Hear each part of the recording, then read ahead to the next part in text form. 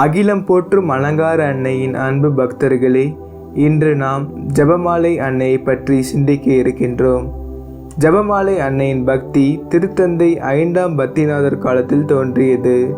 1571ஆம் ஆண்டில் கிறிஸ்தவ ஐரோப்பா உதுமானிய பேரரசின் ஆக்கிரமிப்பை எதிர்கொண்ட போது திருத்தந்தை 5ஆம் பக்திநாதர் கிறிஸ்தவ படைகளின் வெற்றிக்காக ஜெபமாலை ஜெபிக்க கிறிஸ்தவ விசுவாசிகளை கேட்டுக்கொண்டார்.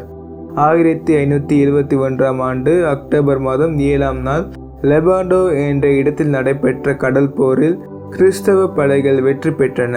இந்த மாபெரும் வெற்றிக்கு ஜெபமாலை அன்னையின் பரிந்துரையே காரணம் என்று நம்பிய திருத்தந்தை அக்டோபர் 7ஆம் தேதியை வெற்றியின் அன்னை விழாவாக நிறுவினார். பின்னர் திருத்தந்தை 13ஆம் கிரகோரி இத்திருவிழாவை ஜெபமாலை அன்னை திருவிழா என்று பெயர் மாற்றினார். அதன்படி அக்டோபர் மாதம் 7ஆம் தேதி ஜெபமாலை அன்னையின் திருவிழா கொண்டாடப்படுகின்றது.